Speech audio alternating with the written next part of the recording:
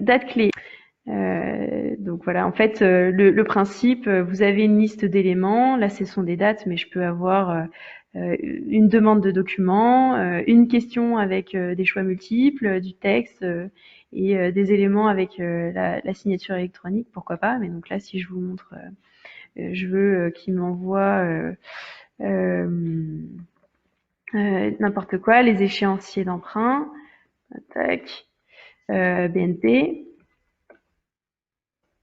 Rien à voir ici, mais l'idée c'est de vous montrer qu'on peut vraiment adapter le truc. Euh, Ensuite, je vais faire envoyer. Je peux mettre une date d'échéance sur cette requête. Je vais chercher le contact. Alors après, je peux aussi envoyer une requête à l'expert comptable, hein. Ça peut fonctionner. Et je vais lui mettre bonjour monsieur, veuillez trouver ci-dessous le lien d'accès à la requête de documents nécessaires pour réaliser notre audit. OK? Donc là, ça a été envoyé. Maintenant, si je me mets à la place du dirigeant, je vais sur ma boîte mail, la boîte mail du dirigeant. Donc je change de navigateur, je vais sur Gmail pour voilà. Et donc le dirigeant pourrait recevoir un email de ce type. Alors l'objet bien sûr est modifiable. Vous pouvez mettre le nom de votre cabinet. Oups, alors j'ai fait une bêtise. Pardon. Voilà. Vous pourriez mettre le nom de votre cabinet ici pour qu'il ait moins peur et qu'il se dise pas oula c'est du spam. Moi, j'ai laissé les options par défaut. Et donc, quand il ouvre le mail, il atterrit sur le logo de votre cabinet, l'information de qui lui demande les éléments et le petit message que vous lui avez laissé.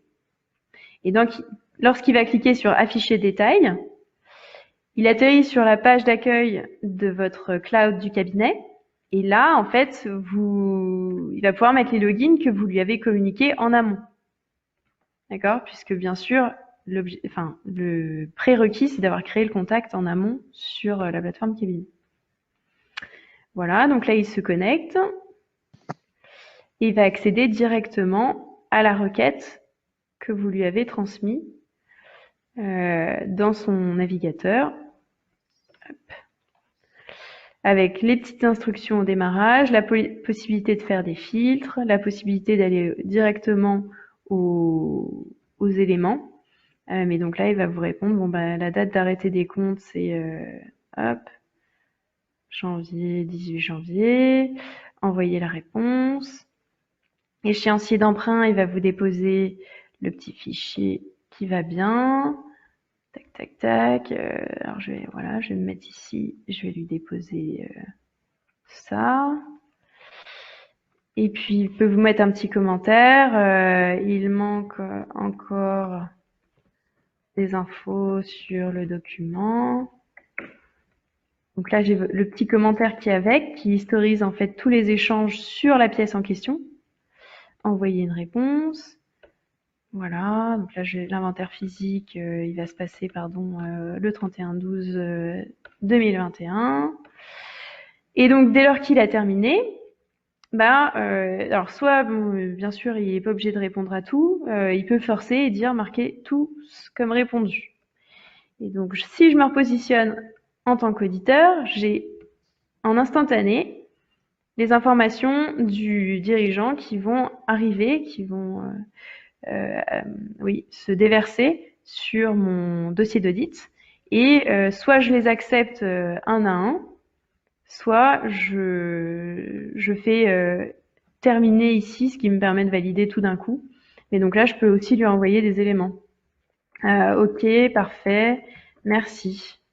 Et donc lui va recevoir un mail de notification pour lui dire attention, le commissaire au compte ou le collaborateur vous a répondu, ok, parfait, merci. Moi, je reçois des notifications aussi en tant qu'auditeur sur les différents commentaires qui ont été mis sur les requêtes. Mais c'est vraiment un moyen d'historiser dans le dossier les échanges sur les PBC list, hein, sur tous les documents qui sont nécessaires pour l'audit et qui doivent être donnés par le client, quoi. Voilà, et donc là, je vais faire terminer. Et donc, à titre d'exemple, donc déjà, le stock optique Il a été ajouté là tout en haut sans catégorie puisque il sait pas où le positionner. C'est vraiment un truc que j'ai créé directement dans l'interface. Donc hop, je peux aller lui dire modifier, pardon, déplacer. Et là lui dire bah tu vas me mettre ça dans la partie travaux au niveau. Alors c'était ouais au départ on va dire les stocks du coup. Hop, les pièces et déplacer. Et ensuite pour ce qui est des dates. Si je vais au niveau de la fiche signalétique, vous pourrez voir que j'ai les informations de la réponse de mon client qui se déversent directement dans la fiche signalétique là où j'avais répondu. Et donc là, je peux mettre justement, bah ok, ce sera le 18 janvier 2021.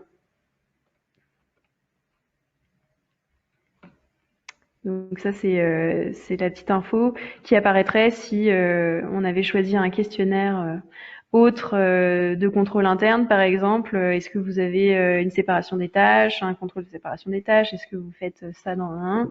On pourrait lui balancer directement un questionnaire adapté. Il répond aux questions et les réponses se déversent dans votre questionnaire du dossier d'audit.